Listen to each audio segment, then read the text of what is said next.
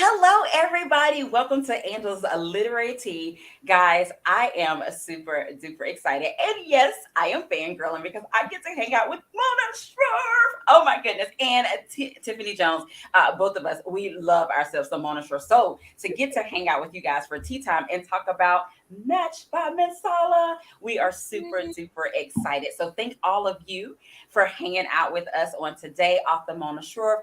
Tiffany Jones of Tiff Happy Place. And guys, guess what? If you guys read the caption, we have a special guest who is hanging out with us on today. I'm getting ready to bring her up. Are y'all ready for the special guest?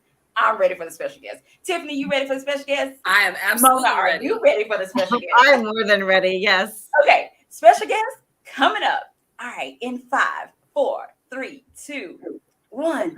Bam! Angela Shroff is hanging out with us, guys. Mona's daughter is hanging out with us to talk about Match by Masala. We are super duper excited. And thank you so much, Anjali, for hanging out with us here at Angel's Literary Tea.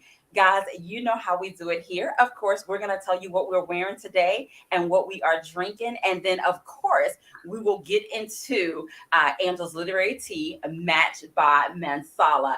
Guys, thank you so much. We have Mama Tony who is hanging out with us on today. Thank you so much, Mama Tony, for joining us. Guys, also on today, we have Jennifer Copeland who is hanging out with us today. Hey, Jennifer, thank you for hanging out with us. Hey, Mama Tony. Yes, and guys, like, tag, and share. Tell everybody to join us here on the cafe to talk about Match by Masala. So grab your tea, boys and girls, or your beverage of choice. Pull up a seat because we're going to have a great time on today. Okay, so Tiffany, we're going to start with you, my friend.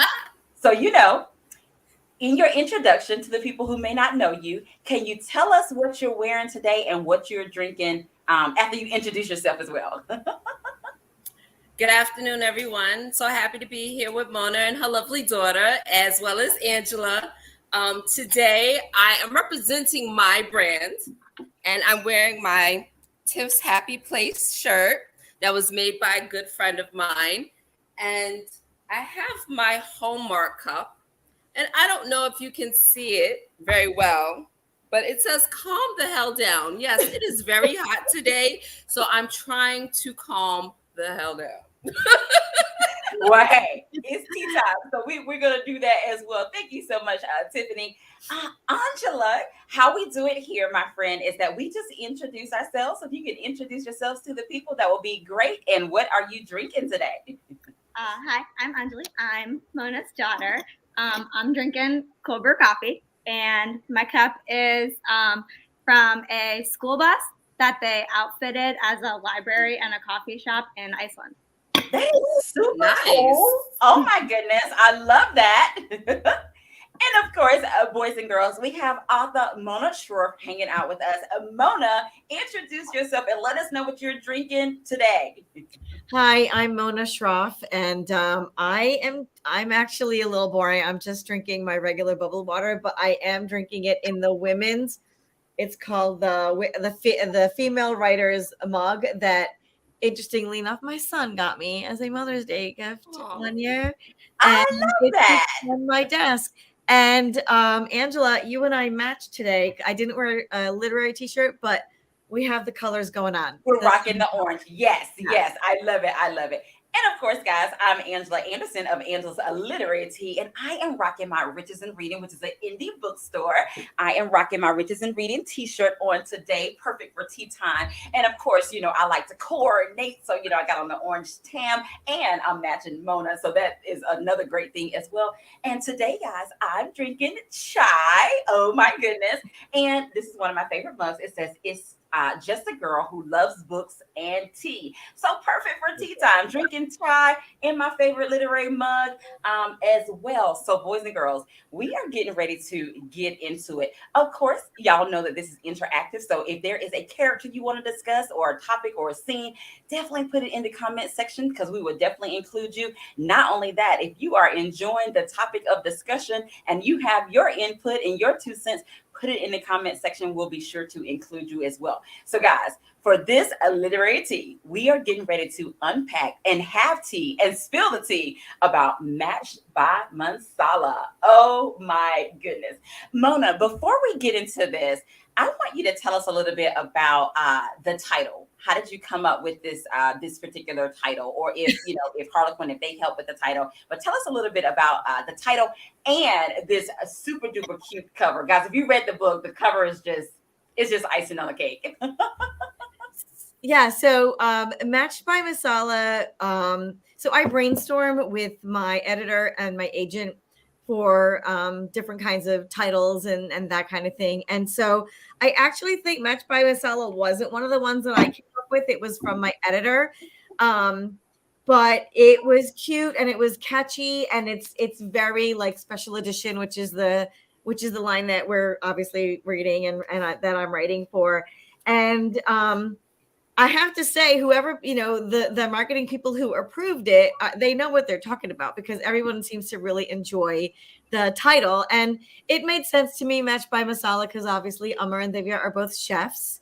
And so we just added that little bit of masala in there and just matched them up. So, it's a cute, and there's my little grand puppy dog there. He's so sweet. He's having tea time with us too. He is having tea time with us. So I'm really excited to be able to see him. And then there is this cover. Oh, I have to tell you, this is my 4th book to come out. And I get the covers and I don't do them. I mean, Harlequin does them. And from book 1 all up until book 3, book 4 here, and book 5 coming up in a couple weeks, it's adorable. When I saw this cover, if you read the book, you know what scene it is, right? So I really, really loved that it was an actual scene from the book. And they pretty much got it with the lights, and then the way the two of them are just leaning. It's just so cute. I do love this cover. I love all of my covers. I don't really have a favorite, but this is an adorable cover, and I got a lot of good feedback on it too. So I love that. I love it. Now, Anjali and Tiffany, I want you guys to chime in too before we kind of get into the tea of the story. I want you guys to tell me a little bit about your first impression when you saw this cover. I know when I saw it, I was like, oh my goodness, this is super cute. Can't wait to read it. We'll start with you, Tiffany. Of course we would. Angela loves to pick on me. It's funny because I watch a lot of Hallmark movies, and recently they've been doing a lot of food movies, right? Mm-hmm. So I was thinking about there was a movie that they had, The Dueling Trucks. I think it's Baking Me Crazy was the name of the movie. And that's exactly what I thought about when I saw the cover, was that. But it's much better. This book is much better than the movie. I'm sorry, my bad. But because now I know the background behind the characters on the cover, that I really feel it. I feel the picture now. Like I fully understand it, and it's spot on.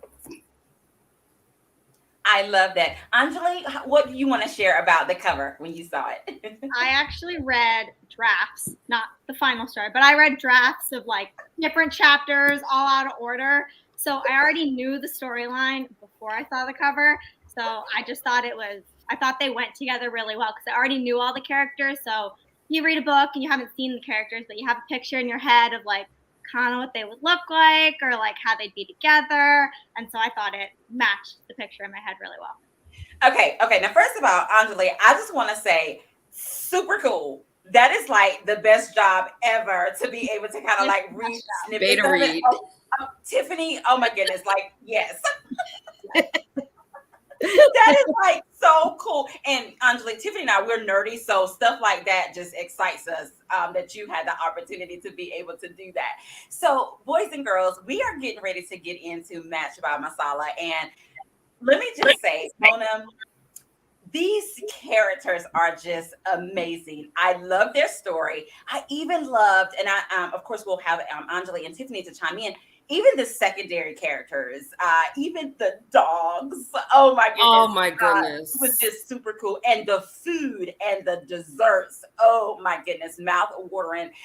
You did an amazing job. This was just it was a super cute, fun read. It even had some, some moments that were like, that were like hard moments or difficult conversations, but the way that you blended was like the perfect blend, for a great story. Like one thing didn't overpower the other. It just literally flowed, or what have you. Definitely was a page turner.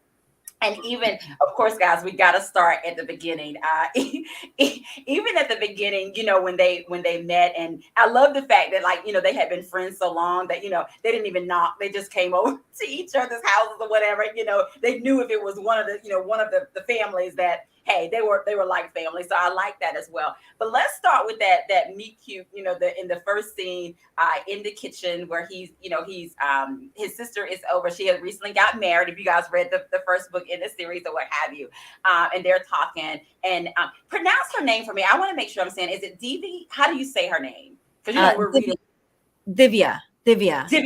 Okay, Divya. and Divya just comes over, she just inserts herself in the whole conversation, what have you. Let's talk about that a little bit. And they're kind of the one part that stood out. I don't know if it did for you guys, but remember when Anita's husband had kind of chimed in, and him and Divya gave each other like the side eye, like, that was like super cute. I was like, And plus, we know that they had this little kiss that they both try not to think about or what have you. Tiffany, what was your thoughts on when they first, when how she opens the book, basically?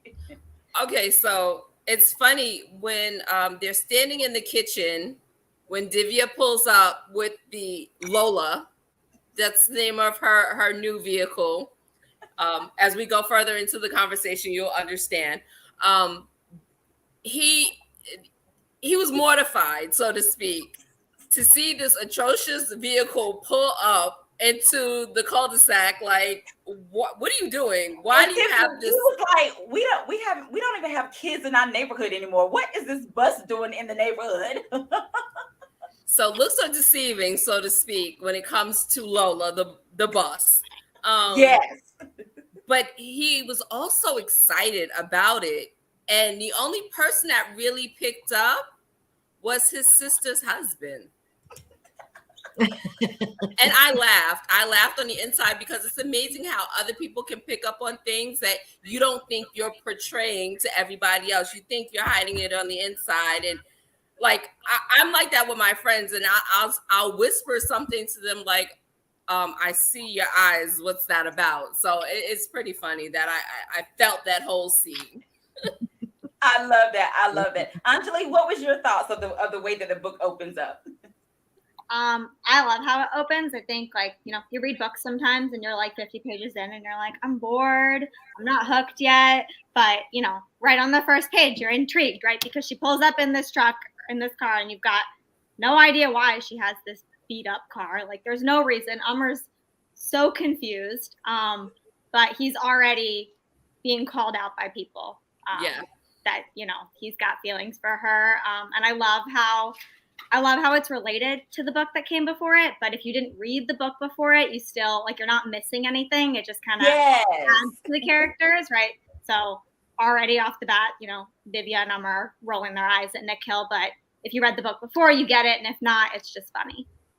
Right, exactly. And that was one of the things that I definitely want to piggyback off what Anjali said as well, guys. If you did not read the first book in this series, Mona writes it in a way that you will not feel lost. She'll actually bring stuff from the other book that kind of bring you in the loop or what have you, but you won't be missing anything. Of course, we want you to read the first book too, but if you just happen to stumble upon Match by Masala and start here first, trust me, you won't be lost. So Mona, you did a great job with that as well. And we'll let you share anything about that opening scene of how this book opened, and if you could spill a little bit of tea of how that came about. Yeah. So, one of the things as a writer that we all kind of struggle, at least I struggle with, is where do you start the story, right? Like, we have ideas of what's going to happen, but the concept is like, where does the actual story begin? And particularly in a case where it's Amr he already knows Divya. He's known Divya for 15 years and he's been in love with her, and she has known him for 15 years as well. And they have this Anita in common. So like you could take it back 15 years and say their story started back then, but that's not where that's not where the story that we're reading starts. It does go back a little bit. So I did struggle for a long time. I think I in any book I write the first chapter many times, starting in different places until I can figure out where my stories start, like what is relevant and where is it going to start. And for me, in this case, it started at the point where Divya was making a change in her life, right? So she had been through X, Y, and Z. And at this point, for whatever reason, she decided now was the time that she was going to go out and become the pastry chef she always wanted to be. And she was going to do it on this bus by renovating this bus and by having any means necessary. Right, by any means necessary. And that's where she was going to start. So if that's where her story started, that's where I felt like Amr's story was going to start too, because he was also in a place where he needed to make a choice about how he was going to move forward. His sister had just gotten married. And you read the book, you find out he's been fired from his current job. So they don't have anything. So they need to start anew. So the fact that he has feelings for her is not necessarily new. It's new to the reader. It's not new to him. But it will come out because now I'm going to force them together. Right. So I just felt like if that was the story that I was telling, then the story, why would there be this old decrepit short bus coming down the street? And of course it belongs to Divya. And I felt like just his impressions and the bus itself, tells you a lot about those characters before they even say anything. It definitely shows that she's a wild child. Exactly. And I'm so glad that you said that. She's willing to take a risk, and he wants to play it ultimately overly safe. And so his reaction to that bus, it tells you about him, and the fact that there is a bus tells you about her. He's like an that old is man. So true. And Angela, feel free to jump in here too. That is so true. That it's almost like even though it wasn't on the pages, like written on the pages at first, like you said, describing her coming down the road in this bus that probably looked a hot mess on the outside, and then even with him like describing it and because it seemed like he was just going through a whole bunch of stuff, just looking at it like, what in the world? Again, that kind of like described his character, and you already knew it was like, okay, it's gonna be a little bit of opposite of track here, that she is like fancy free, okay, let's do it. But you also find out that there is a reason why she's the way that she is, and she's living, I won't say like living on the edge, but she's like, enjoying every moment and taking advantage of every opportunity when it comes, or what have you too, and why he's a little more laid back and reserved and like, okay, let's kind of think this through, or what have you. Like even the part where, remember, I guess this is fast forwarding a little bit, when she asked him about they start talking about his, him doing a business and about the bus, and he's like, well, do you have a business plan? She's like, no, I'm working on it. I'll get that, but I need to go ahead and get this bus because the opportunity was right, or what have you. Right. I felt like, the way she rolls up in this bus and he's like, what on earth is this? And as soon as she steps out, he's like, no, of course Livia has a bus. My mom said like she didn't start their story 15 years back, even though she could have started it back there. But I feel like it says a lot about the relationship that they've had. The growth. Past 15 years already that she gets out of this old decrepit bus, and he's like, yeah, nope, that's par for the course. But the funny thing is, when you learn what she normally drives on a day-to-day basis, it all makes sense. She rides a motorcycle, so it's like, by the way, I love it. I love it. Her driving a motorcycle, yes. That is like so super duper like cool as well. Guys, we gotta talk a little bit about, we're gonna fast forward a little bit. Let's talk about this Michael character. Okay. Oh my goodness, guys. We could even stay a little bit in the kitchen, and he's like, "Oh, I'll help you paint it." And Amira's Mhm. like, I'll help you paint it. And it was funny because he's having like these whole conversations. Like, first of all, he's checking the dude out, like, are you flirting with her? Like, he's having this whole conversation in his head. That was so funny to me. I was like, he is going through, like, no, he ain't like hitting on my girl. Like, but she didn't know at the time that, he was feeling her like that. But yeah, what was you guys' thoughts about that? Michael definitely put he pushed Amar to be more present, so to speak, instead of the fly on the wall and sit back and watch. Because now you see him speaking up, although he didn't mean to say it, things just popped in his head and he would just blurt them out. And I don't think that he was doing that in the past. But now, as they're older, more mature, and he can't stop himself. And moving forward a little bit more, she does the same thing. So internally, they're fighting with themselves, and externally, they're hiding it from everybody else, or so they think. Yes. Angela, you have something to add to that? I just think that I love how Michael's like oblivious. Like he doesn't really seem to like understand that he's stepping into, or at least at the beginning, he doesn't seem to understand that he's stepping into like this relationship that's been slowly building like their entire life. He's like, no, I'll go help her pay the bus and like whatever she wants. And I think it's funny to watch Umar squirm because he's such a type A, like straight and narrow kind of person. He's like the kind of person who's had his whole life figured out since he was like 12. But they throw this character in who makes him squirm a little bit. It's kind of fun to watch. Now, guys, this, and I don't know if you guys had the same reaction, but added Michael a little bit. Remember when Michael goes over to the house and he's looking for Amar, but he's not there. And so he talks about it. And the dad, this part was hilarious. So remember, the dad and the mom are getting ready to go on one of their trips.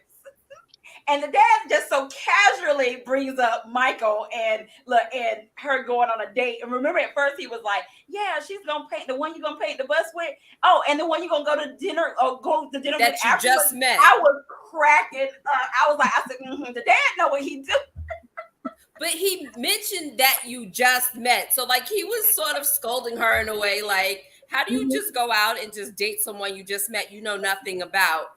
But then, like you said, on the same token, that he has this inkling of there's something going on between the other two. So That was very funny. And what I love about how you made Amir is that he reminds me of the Big Bang Theory, with the geeky shirts, the Ant-Man and the Spider-Man and all those. And all I could think about was Big Bang Theory at the time when I was reading it.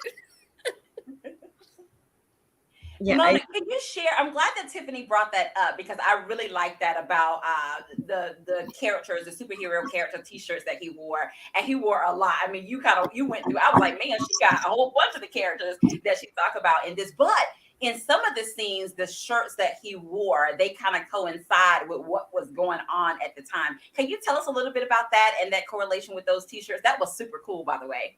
Oh, thank you. No, absolutely. So he kind of, I got the idea as I was writing Umar, because he wears chef's whites, right? So you have to wear something inside. And he's so quiet, like he's so almost unassuming. I was like, and I was literally just, he's the hero, right? He's the hero in the book type of thing. So I was like, what if he really was a hero? Like, so and he liked heroes, and I happen to love Marvel. I'm a huge Marvel fan. I'm also a DC fan. I just love the superhero. I love the journeys. I love the creation stories and all of that kind of thing. So I just started putting him in Marvel t-shirts. And then as I was writing it, there'd be certain scenes where I was like, oh, well, if he's doing this scene, he needs to be in this t-shirt. Like if he's doing this scene, he needs to be in that. So I had like a list of the t-shirts, of all the Marvel characters and the DC characters. And I would just, and if some of them don't mean anything, but some of them do. And so I would try to match something that was going on in that scene, maybe his feelings, maybe her feelings or something, with the t-shirt that he was wearing at the time. And then I actually think I got the idea of doing that because the last scene came to me before the rest of it sometimes. And so in order to make the last scene work, I had to make the rest of the book. I mean, a lot of times we backwrite that way, right? Yeah. So that was one of the things. And then when you're learning craft, people who know more than me, they're always like, oh, it's nice to give your character a quirk, it makes them more realistic. And that whole little wearing Marvel t-shirt just, and everybody accepts it worked for him. It really did. He's always done it. So no one's like, oh, all of a sudden, why are you wearing Marvel t-shirts or why are you wearing superhero t-shirts? This is just something that he has always done. So like, Divya's not surprised by it. No one's surprised by it. They just note it every time. Right. I love that. I love that. And boys and girls, if you are just joining us, it is Angel's Literary Tea, guys. We are hanging out with Mona Shroff, Tiffany Jones, and Angela Shroff as well, guys, talking about Match by Masala.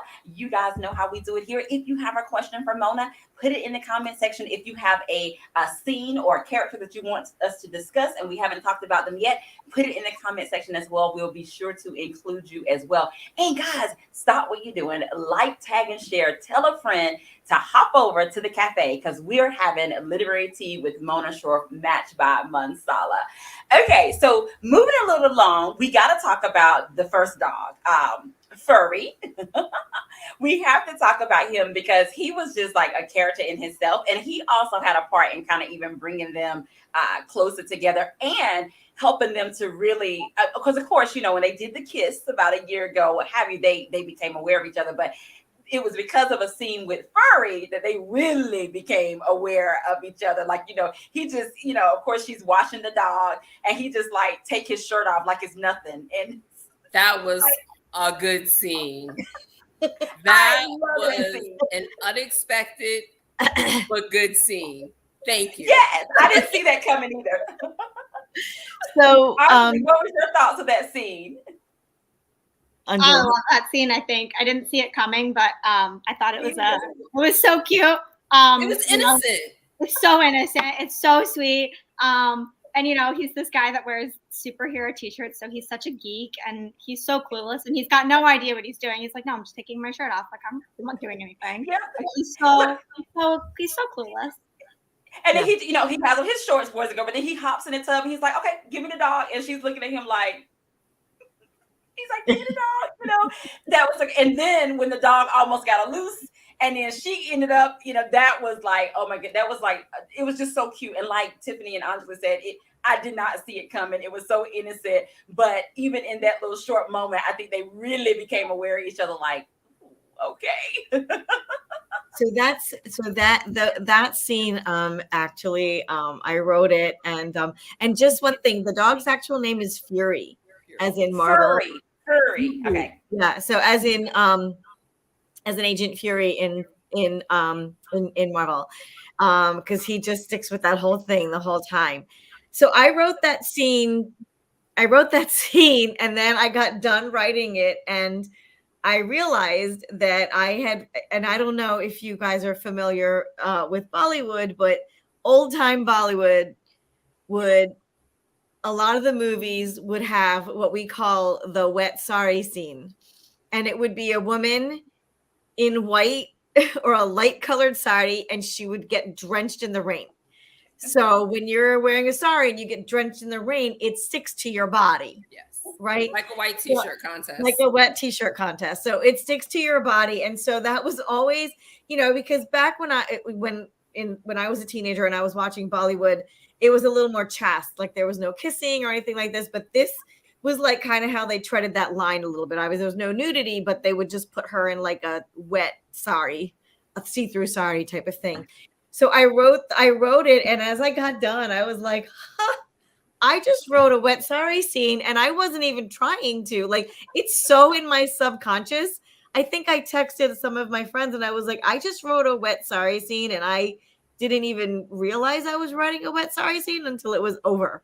And then I was like, oh, that's exactly what that is. So it was super fun to write. It worked. Because I do. Yeah, I love that scene. That's actually one of my favorite scenes. So Mona, you nailed it. And trust me, and it was funny because even in his mind, he was like, okay, she's standing there with this wet t-shirt on, like, and he's trying not to like look, but he was like, wow, like, and she's doing the same thing. Like, okay, I was trying to picture his abs, like. See, I can make you picture it without having to tell you about it. Yes, right. You nailed it, my friend. I love that. I love that as well. And so I will actually go to Anjali. Anjali, what do you want to talk about next? We can go to whatever scene you want to. What do I want to talk about next? When they're in her kitchen and it's a disaster, and he's like trying to organize things, and so he organizes it, and then she can't find like where he organized stuff because her mayhem was organized to her. I just thought it was so funny how completely polar opposite they are, like in every way, right? In everything they do, but they've known this about each other their entire lives, and it doesn't really seem to matter. And it's driving her or him so crazy the whole time. So finally she like clears off a section and she's like, over here, like, this is yours. This is yours. This is yours. I won't touch it. You can organize it. You can do whatever you want. I just thought it was such a cute like moment for the two of them to like, they're like at each other's throats, but they love it. Like they're not really angry at each other. But it's funny when you go from that scene to further into the book where he literally takes over everything. Like, she's like, all right, you've organized everything. I don't know where nothing is. I can't find the knives. I don't know where my mixing bowls are. Then she finds the mixing bowls and realizes that it's next to the pantry where the flour is. And he's like, see, it works. It flows. Work with me. And she had to admit to herself that he was on point, but she was mad at herself because she didn't want to agree to it. But I love that. The chaos that she does and his I don't want to say cleanliness because it's not really about cleanliness. It's about organization. His organizational style, they had to meet in the middle somewhere in order to work together somehow. But she did pull him into a lot of shenanigans and a lot of things that some of it he regretted and some of it he was thankful but didn't want to say thank you to her for. So yeah. And I like the fact that even though like that with their, the opposites attract or what have you, deep down they had each other's back, or what have you, or even in her, her just all over the place, she had his best interests in mind or his best interest at heart. And one scene that really came to play was, if we go back a little bit, when Anita had to when Anita had to like put her foot down, which she did not enjoy doing, but I think they both knew that if she didn't push him, he would kind of stay stagnant. And even though there was things that was attached and there was, concrete reasons why he didn't want the kitchen to be redone or what have you. But that part for me, I don't know about you guys, but it also was kind of like heartfelt, like he was really pulling at my heartstrings because I could kind of feel his hurt and his pain. But at the same time, I wanted his success like Anita and Divya wanted as well. And so that scene where she kind of had to pull out like the iron fist, I was like, I was like I felt for him or what have you. But then at the same time, I was like, but they want you to succeed and go forth, and they know that you're not gonna. And even when he asked, he was like, and I don't even know why they divided it. Was it 51% and 49% or something like it? It wasn't an even number. He was like, I don't even know why they did. I wrote it down, 51% and 49%. But Divya was like, she was like, because they knew you and they knew that you would kind of be like stuck in your ways and wouldn't want to like take the risk or whatever. But that when she, even she had to kind of tell herself to be quiet, because remember she was like, you can do it and you should do this and that would be great. And he was like, but we're not changing the kitchen, we're not redoing the kitchen or what have you. What was you guys' thoughts about that? Like, did you feel Like, did it pull at your heartstrings or what have you for him? What was you guys' thoughts? I love that scene. I love the brother sister relationship. I mean, it's a love story between Umar and Divya, but I think Umar and Anita grow a lot because he realizes that, she's only got his best interests in heart, and he doesn't have any parents left to like kind of push him when things are hard and like he doesn't want to do it, but to kind of be like, this is the way it is, and like it's better for you in the long run. So I think it's really sweet that like she's there, and he comes to learn that like this is why his parents made it that 51-49% split. But I love how they grow as siblings too, like over the course of the book. Yeah, I'm glad you said that too. Yeah, their relationship or their it does grow or what have you too. And that was one of the things that I was saying too, Mona, how even though this is Amar's and Divya's story, even like I said with the secondary characters, they all kind of make the story flow, but it doesn't overpower their particular love story. I really love how you did that as well. Tiffany, your thoughts on that scene or that realization for him? Well, I realized, and I think the parents knew that Omar was going to be stuck in his ways, and he literally was like, he couldn't let go of things in his home, like the house that him and Anita grew up in. He couldn't let go of the reason why they're in this position is because there was a fire in the kitchen because of the electrical wiring that was old. So knowing that this needed to be repaired, knowing what he needed to push himself forward in his career and his future, but also not wanting to let go of his parents died unexpectedly. And these were like the last things that he remembers of sharing with them in this particular part of the house. Not so much the rest of the house, but the kitchen, which explains the title as well. But the kitchen is where the heart was, so to speak. And so she understood that, but she also knew that she needed to be that push for him because no one else was going to be there to do it. They only had each other. And it was good because he had a lot of guilt in him for not being there for her.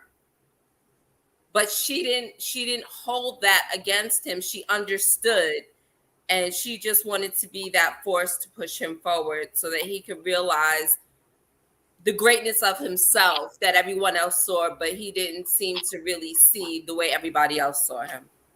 Mm-hmm, mm-hmm. I love it. Mona, do you have anything to that?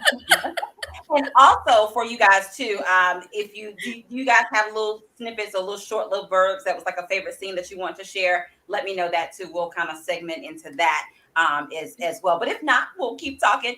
Mona, anything you want to share on that brother sister bond and that particular scene as well? Yeah, no, I think that brother sister bond, like Anjali said, throughout the book, it does grow and it does change, and I think that's part of Amar and Divya's story, right? Because in the middle of it, when you're looking at the tropes, it's your best friend's brother or your Close sister, proximity. right, or your sister's best friend, right? And so that trope, that traditionally that trope is that the sibling in the middle would not approve of this relationship, right? And that wasn't really the direction I wanted to take. I mean, there's some shock when Anita finds out, but that's not the crux of the matter, right? Like because when I was thinking about it, I was just like, Anita's not going to begrudge her brother happiness, and she loves Divya, so why not? So I didn't really fall back on that, but I did feel like that they had, that they did have this trauma that happened, and Anita dealt with it in her book. And so now Amar had to deal with it. That was his wound that he had to deal with in this book. And like Tiff said, all they really have left is each other, right? I mean, they have Divya, they have Divya's family, and later on we find out how important they are to the two of them as well. But I think that you actually said everything that I was trying to portray, and that, Anita was the person who would push him because she was really the only one that could, because that sibling bond is so tight that it can withstand those kinds of pressures, right? I think those of us who have like good solid siblings, I think that when I was writing this, when I write siblings, I think about my brother, but I actually think a lot about my daughter and my son. I was just gonna ask, was that sort of a Yeah, they're very, very tight. My brother and I are very, very close, but watching your children build that bond together, I mean, it's just so beautiful. It's just one of those things, right? Like, and they tell me that all the time. They're like, we're just gonna hang out together and we don't want you there, but that makes you happy. And I'm like, it really does. It really does make me so happy when I hear that, they're adults, they don't live in my home anymore. But that they talk to each other, or they see each other, or that they're there for each other, that they for anything, right? Because as a parent, that's what you want, in case you're not ever there, right? And that's exactly what happened to Umar and Anita, right? They don't have their parents, and they do have each other, and that is the bond that you can test that bond.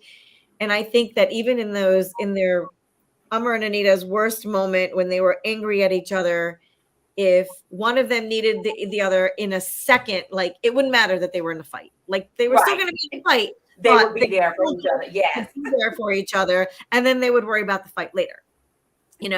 And I think that's like the beauty of the beauty of siblings. I think that's the beauty of siblings, and any like found family that you might have had, which is who Divya's family was to Umar's family, right? That was your found family. They're neighbors. As immigrants coming into the country, like our parents had a lot of found family because our families were far. So we had a lot of aunties and uncles growing up who really weren't blood aunties and uncles. But that's what we had. we understand. Yeah. We do the same thing.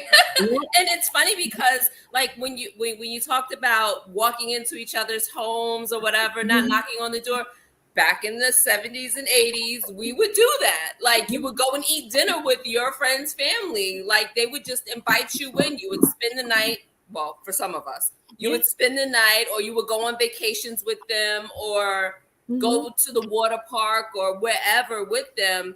And it was like second nature. It was never thought of as you're an outsider. Like, you knew their family, they knew your family. You went to their family outings and get-togethers. If they could take you, they would. Right. And they never thought twice about it. So absolutely. And I like how Divya as well too, because remember, even when she came, she already had like a purpose and a goal in mind. Of course, guys, she's a pastry chef, and so she knew what she wanted to do with her truck as well. But she also included Amar. She hadn't even really talked about him, but she was like, "Yeah, I got some catering gigs that are in the works, and you would be great to cater them. We don't want I can't pronounce what's the name of the guy that oh my goodness, that started treating him badly. Ranjit. Yes, yes. She's like, you don't want him to get it, do you? So I like that even in her madness, or in her way, it was she knew what she was doing or what have you. To everybody else, it may have looked like chaos, but she even included him. She was like, yeah, I got these 3 things that are coming up, and you'll be great to cater them, all this stuff. So I thought that was great. And how I remember she showed up late to the first one or what have you. She's on the motorcycle. So upset. Look, until he realized that it was more of a familiar thing to her and the person that they were going to work for. When she was calling the lady auntie, he was like, is this is a business meeting? Is this like they're so like with each other. So yeah, I thought that was cute as well. And I want to talk a little bit about, because she would give back. She would go to the hospital for the pediatric ward or what have you. Because guys, if you haven't read the book, she had a stint with cancer when she was younger. Right now, she's in remission. She doesn't have it anymore. But she would go back to the hospital from time to time. She would either they would bake cookies, not cookies. Cookies. She would bake the cookies, but they would decorate the cookies, or that they would do arts and crafts or what have you. But when she started taking him with her, oh my goodness, even the first time she took him, and he could kind of feel and sense that she was, and he just like grabbed her hand. Like every time, and I'm skipping a little bit, I expected that. And so if y'all read the book, y'all already know like that scene where she went and he wasn't with her. at first, the first time, I really expected him just to show up and just grab her hand when she was having that moment. But y'all know what I'm talking about. The first time when she goes alone, when she breaks things off or what have you, I just pictured him, But anyway, he's still a superhero, and you'll see that too later on. But that particular scene, what was you guys' thoughts too of that bond that they created when he started going with her to see the kids or what have you? And even some of the children, they could what was the first little girl's name that started with a P? Parul. Maru. Yes, remember she was like, but he keeps looking at you like she like basically saying like, okay, you don't know that this, Even the kids did you notice not the tell that this dude attraction, like you? Mhm. but Yes. Go ahead, Tiffany. he was there when she was sick, so he knew her pain or what she went through. So for her to revisit it, he felt like she may have been feeling like she was revisiting her own situation all over again. I think that if I'm wrong, Mona, correct me. But that's what it seemed like. That's what I got from it, was that he was supporting her as if she was going through it all over again, and he felt the energy that she was giving off as although she had been there many times before, she always got that same uneasy feeling as if it was her first time all over again. And I think he got that. So he wanted to be there as her backbone, so to speak, which was fantastic. But that was also more of a reason for the attraction to grow, because these were small things that meant a lot in the long run. Right. And I think that's kind of what I was. Yeah. So she was, because when I first started writing this and I was discussing it, then, some of the, my friends, and I don't know if I spoke with Anjali about this or not, but they were like, if she's so scared, why does she go back all the time? Like, if she feels this way, why does she keep going back to the hospital? Like, most people would be like, I can't go into a hospital because of what happened to me, so I'm not going to go. And I was like, well, that's not who she is. She sees the bigger picture of, she wants to be there for those children because somebody was there for her. And I can't, it's a stretch, but the idea came to me because my kids had the best babysitter ever when they were little. And she and there was no trauma or anything associated with that babysitter, except that when she decided to go to college and I no longer had that babysitter. But what ended up happening from that is that my daughter became that babysitter. She became the babysitter that she had. So she learned from her babysitter, and that's the kind of babysitter she became moving. She paid it forward, that type of thing. And so I had that kind of thought in my head where, Divya's most calm moments when she was in the hospital, like, she loved when people would come in and do these things with her because it made her feel like a normal kid for a little while. And so she was like, as hard as it is for me to go into that building, I need to do that for those kids because this is all that they have, type of thing, And it's what made them feel better at the end It's of what the made day. them feel better. And I think that's all, part of healing too, is your how you mentally are handling things as well, right? And for him to, when he doesn't know she's doing it, and then they go, he's just, he does care for her. Like, they may go at each other, but there's never been any secret from page one of how he feels about. He may not be telling her, but we know, the reader knows, Right. how Yeah. he Yeah. feels about her. And so he really can't help himself. She's in need, and so he's going to help her, and that's just what it is, right? He used to cook for her and send, that kind of thing. So anything that she needed that was going to help her, he was there. So it's almost instinctual for him. Like, it never occurs to him to be like, if it's so hard for you, why do you keep coming back? Like, he gets why she's there. So since we're going to go in, let me help you make it easier for him. Even though she's done it by herself all these times, while he's there, he just wants to help her. So I think you got it.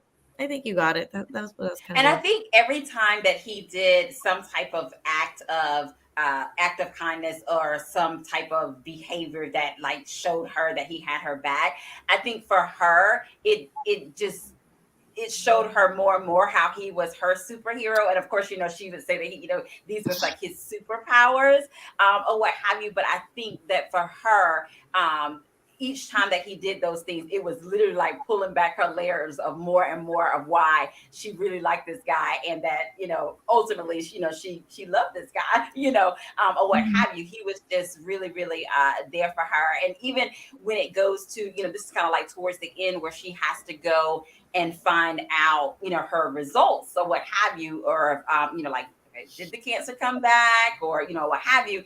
And so when he's there with her, first of all, and I won't go into, because I don't want to spoil it for anybody else, but let me just say that whole scene of when she's standing outside the hospital and she calls him, and of course he's like right there. I was just like, I was so there for like all of that. I was like, yes. Because I was so team Amara like all the time, like because before that I can't tell you guys what happened, because I don't want to spill the TT. But that whole scene when he cooks, he cooks her parents' favorites. I'll just say that I love like that whole scene. But of course, I was clutching my pearls. I was like, she gonna do my friend like that. But anyway, so I want to get you guys' take on that.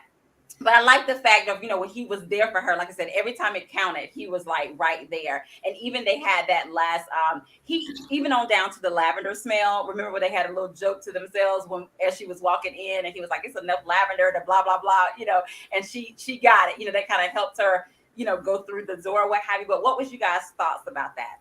Tiffany, we'll start with you first. No. You see how she always comes to me to pick on me? No, ma'am. Mona, go ahead. What are we talking about? The lavender smell? And the Just a whole, little bit of all how he had her back. Just yeah, just those things. But when it really, really counted, he was just there. Even though she acted, like I said, that was a couple of scenes before that where she kind of, but he was right there. yeah. So that was just like the building of their relationship, right? Like I think there are also times where she's there for him too, right? When he is vulnerable. And I think even the kitchen stuff, right? Like the organization and the non-organization, and the taking the risk with certain jobs, and not taking a risk. So sometimes being overly organized works, and sometimes it doesn't, and sometimes taking risks works, and sometimes it doesn't. And I had both of them sort of fail in their own expertise area, and then I also had them succeed in the other person. So I had success for Umar when he took a risk, and I had success for Divya when she was organized. So they could see the other person's. That's how they came together, right? So it wasn't just like I'm like this and you're like this. It's actually more of a blend, right?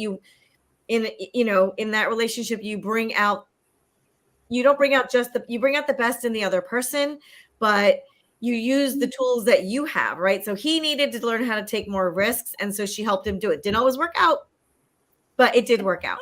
And she needed a little bit more stronger direction, like firmer. And you find out later why she doesn't really bother with the plan and the direction. And Right, she has to right. deal with those issues. But once those things are dealt with, you understand that, practically speaking, you need a little bit of direction. And so she comes to understand that too. So they don't actually, at the end of it, I hope that what was conveyed is that neither one of them actually changed completely, but then they weren't themselves, they weren't At the end. sticking to their guns for no good reason. Right.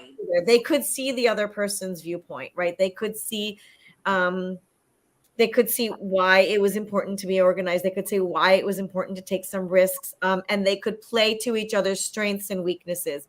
And I think that's a relationship, right? So I that's love that. he has her back and she has his, and they have to know how to take care of each other. Which leads to the whole theme of Match by Masala, where everything was Yes. about food and how spices Right. and these things mesh well. Although independently they're different, when they come together, they make a perfect dish. Yes. Right? Well, So and I that's think what I loved about it. Like, even when he made the chai tea, nobody makes chai tea the same. Even Angela can say that because she loves her chai tea from from Starbucks. My bad. I use the D word, not the S word. She loves her Starbucks. But, everybody raved about his chai tea. And that was like a comfort.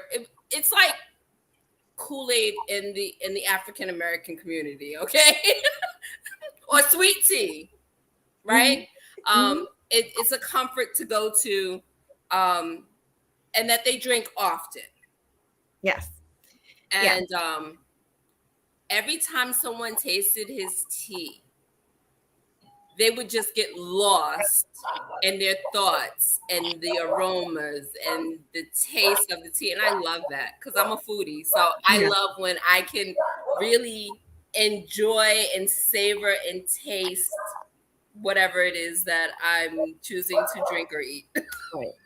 And the other thing is with the kitchen and the making of the food and everything is in the beginning when they're first learning each other, they bump into each other. They can't find things. And then as they get more familiar with each other, they are able to do that dance around the kitchen and they can flow better.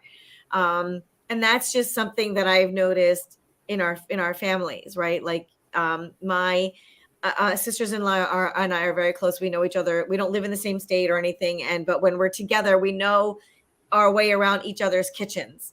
And to the point where when we're together, there is a certain, when we're cooking together, there's a certain flow as how things go. Right. And the longer we've known each other and the more that we do it, the more easily things flow in the kitchen. And that was something I wanted to bring to, like, almost subconsciously to the reader, I'm hoping, as sort of a parallel to their relationship, that when things were rough and things were bad, things didn't work out. And then when things got better, they were able to flow a little bit more easily in that kitchen together. I love that. That was a great parallel, and you nailed it. And I'm glad that Tiffany brought that up about the food or what have you. And one of the things, guys, is actually on the cover. It says, "Matched by Masala. Is she the sugar to his spice?" Of course, I wanted because I know Tiffany is a foodie, so I wanted to talk about the different foods that you used and the different, Of course, she was a pastry chef. He was a chef, so you had a blend of the sweetness, and you had a blend of all these savoring dishes or what have you. Mona, if you can share a little bit about that, and I'll let Anjali start. What did you enjoy about her sharing, like the different sweet treats or what have you, or even some of the food that was mentioned? I love that every time Umar or Olivia, like, they cook something, like, especially because he's always over there cooking for her parents, it's so thoughtful. Like, what he makes, like, he thinks about exactly what he's going to make. She's locked herself up in her bedroom and she's not coming down. He doesn't go over there and make her favorite food. He goes over there and makes things that she hates. So she smells it and she comes downstairs and she's like, who would cook this in my kitchen? So I love and he's like, well, it's your parents' favorite food. Look, and then and he was like, and they're my in-laws. And she's like, no, they're not. Yeah. So I love how he, like, very carefully plans what he's gonna do, and he goes over there and he makes, sometimes he goes over there and he makes different foods, right? He makes comfort food for her mom, and he makes some of her parents' favorites, but, like, always includes something she likes. But then that one time he goes over there and he's like, I've had it with her and her stubbornness, so I'm gonna go over there, and he cooks things that she can't stand just to see what'll happen, just because he knows like cooking her favorite meal is not going to get her downstairs. Like, she's not going to respond to that kind of bribery. So I just love how he thinks about it. Totally. Tiffany, what's your thoughts? I know you are a foodie, my friend. What was your enjoyment about these? I'm ready to go down to the West Indian spot and get me some roti and some curry chicken. Like, I'm hungry. Like, that's all I can think about as I'm reading it. And, like, when he would chop up the vegetables and he would lose himself into his cooking, that's where he hid himself. That's where he hid his feelings and his emotions.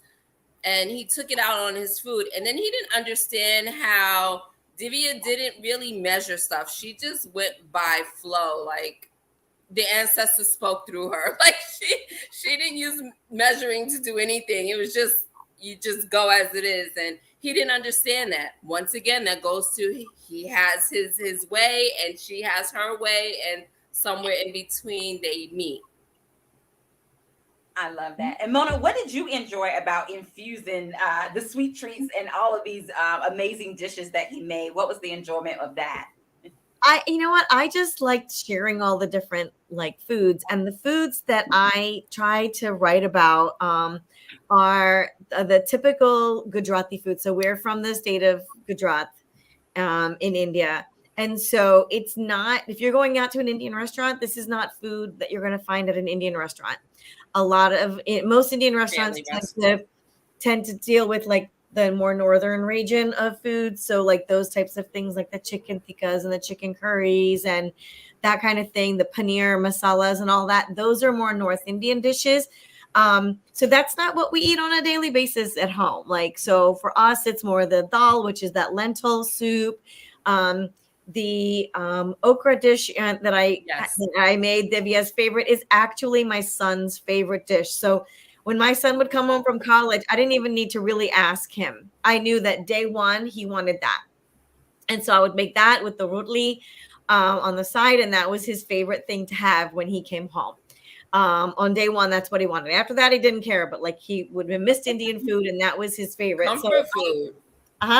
That was his comfort food. So I put that in there as Divya's comfort food as well. So some of the foods, like I put in because I like to share food, but I also, it reminds me of my family. I mean, as we're talking, I'm sure you can understand that there's a lot of me and a lot of my family in everything that I write. Like you have to write what you know, and that's kind of what we know type of thing, right? And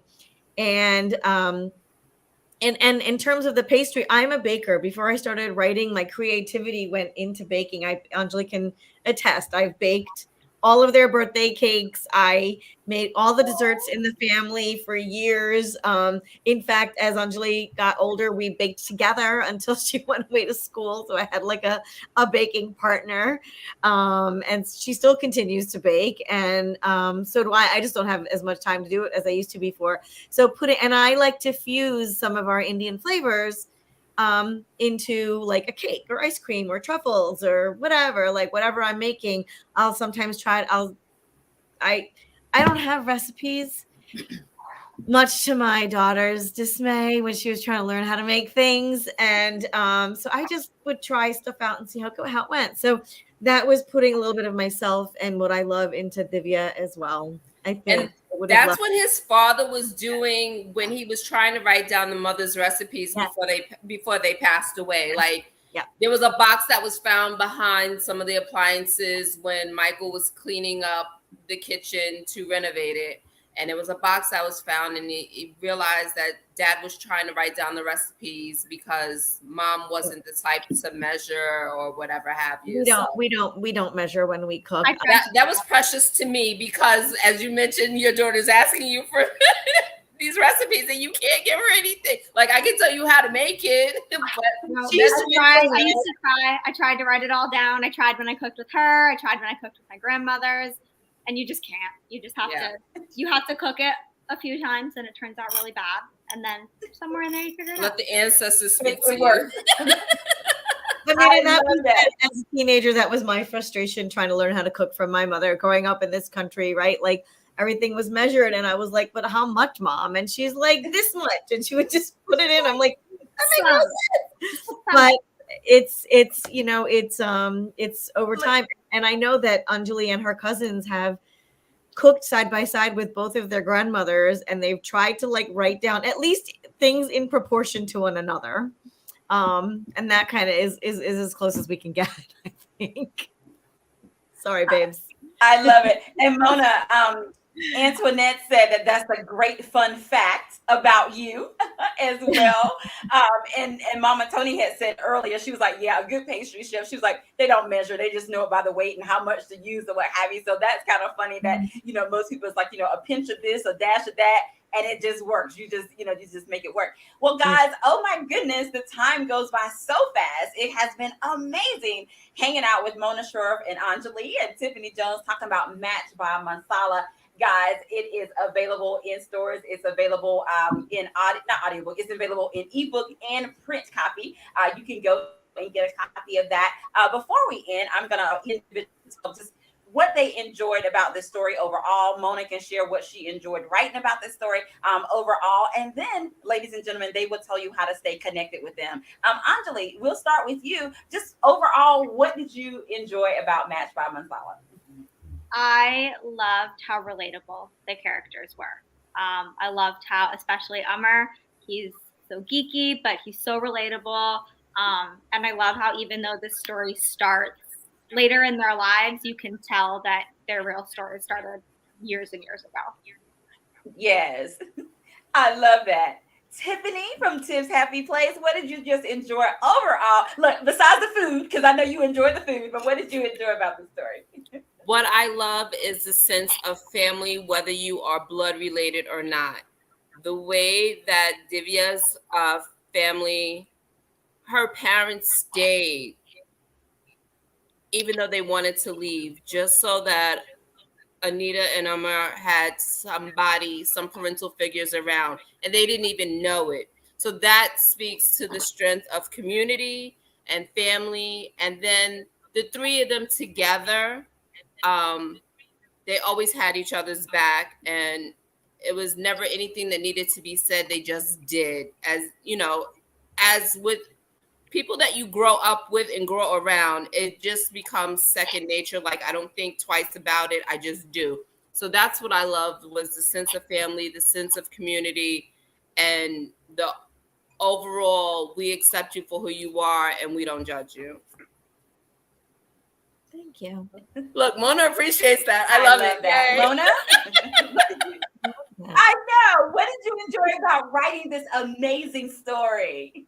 You know what? I I really liked writing that bathtub scene with the dog. But you know what? I liked writing. You know, when I start a book, I think of like, what do I want to investigate, and I wanted to investigate that sort of brother's best, or you know, sister's best friend and best friend's brother type of a connection. You know, that had been there for a long time, and see where that kind of led me. You know, Amar was already a chef from book one, and so was Divya actually in book one too. So I wanted to see how that was going to all play out. So for me, sometimes it's a little bit of a, let's roll the dice. Let's take these two people and let's see what happens. Let's see how they interact. So, and I did, and I love using food as a background because I love being able to share food.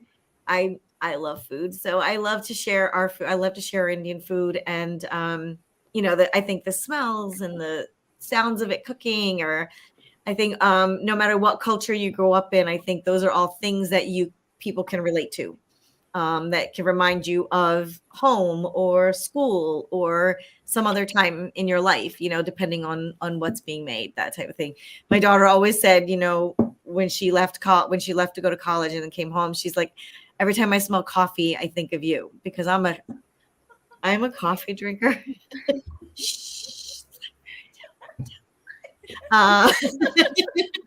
But I drink coffee every morning, and I think I didn't realize that it made such an impact on my children, but the smell of coffee in the morning made her think of me, and that was so powerful to me. That's just, I like to bring that out in all of my characters, like, you know, in all of the books and stuff. So that's what I liked writing about Amar and Divya. And how pretty is that cover? I love it. Oh my goodness, guys! Let me just tell you, Match by Masala, an amazing read. As we stated earlier, I mean, Mona sucks you in from the first chapter, okay, and she holds your attention. Is definitely a page turner. You will fall in love with these amazing characters, guys. If you have not read it, go out and get it. Of course, leave a review. I know that Mona would be so appreciative of that. Anjali, I just want to tell you, thank you so much for hanging out with us and having tea time to talk about Match and Masala. Look, you're in there now. You are a book nerd again. You are an honorary member of Angela's Literary Team. So I hope that you will come back. This was so fun hanging out with you. So thank you so much for doing that. And then Tiffany, if you would tell us how we can stay connected with you, my friend. And of course, I'll let Mona after that, if she will share how we can stay connected to her and how you guys can get your hands on Match by Masala and any of her other books as well. Tiffany? So I'm Tiffany of Tiff's Happy Place. You can find me on Instagram and Facebook. And on Angela's Literary Tea and Cafe, any given day, I don't know when, I can't tell you when, it just happens. I love it. I love that. And Mona Shroff. Yep. So I'm Mona Shroff. I am most active on Instagram. So it's at Mona Shroff Author on Instagram. I am on Twitter at Mona Shroff Write. I am trying to do TikTok and book talk, but it is challenging. So I am on TikTok at Mona Season Writes. And I do have a website, monaDshroff.com, but I'm really also Facebook, Mona Shroff Author. So all those different platforms are where you can find me. You can find Match by Masala or any of my books on Amazon, in bookstores. I always put a plug in for our indie bookstores. I know Match by Masala is still at some of the independent bookstores. So please support our independent bookstores and go out and grab a copy. My next book is coming out. Here it is in a couple. I'm excited about that one. In a couple of weeks, and Angela and I are going to talk about that in a few right after it releases. But I do have a pre-order campaign going on right now with swag. With swag at one of my local independent bookstores. So please check that out. So all of my links are in my bio, and I would love for you to follow me and check out this book, and then the first one, and then there's more to come in that series. So hang in there. Oh wait, there's more. There's more in the series. In the series. Oh wow! Look, that's some tea to spill. I love it. And guys, if you don't already, definitely follow Mona Shroff. She's here on Facebook, as she said. She's on Instagram. She's on Twitter and TikTok. All those places. Follow her there, guys. Definitely go to her website as well. Like she said, you can find all of her backlist there. Connect with her. Inbox her. Trust me, she will respond back as well. Again, Anjali, thank you so much. Tiffany, thank you. And Mona, oh my goodness, thank you for hanging out with us, having tea. Mona, you would be so proud. My chai, I did good today. I added my little bit of milk, all that good stuff, and it was very tasty today. So see, practice. Hey. The more you make it, the better. Oh my goodness, guys, you have to add some recipes in the next time. I will. I'll have to. It'll just be a little bit of this and a little bit of that. Right. A bunch of this, a dash of that. Yeah. I love it. Look, and Mona, Veronica said, she said, that's tea to take in, more to come in that series. And yeah, so I told you she spilled a little bit of tea. Guys, that's our show today, Angel's Literary Tea. Again, I'm just so thankful to all of you for hanging out with us today on Angel's Literary Tea and talking about Match by Masala. Mona Shroff, which is her latest release, guys. You can go out and get it and read it and just enjoy this amazing read as well. And guys, until next time, as I always say, have an amazing day, and I'm going to have an amazing day. And of course, thank you guys who sent stars. I appreciate the stars anytime you send them. If you would like to send stars during this broadcast or even afterwards, there's a little button in the comment section with a little cute little box. Feel free to send stars. I'm so appreciative. If you are enjoying the content that I leave with you guys, anytime throughout, definitely do that as well. All right, guys, that's it. We'll see you next time. Bye. Thanks for joining us.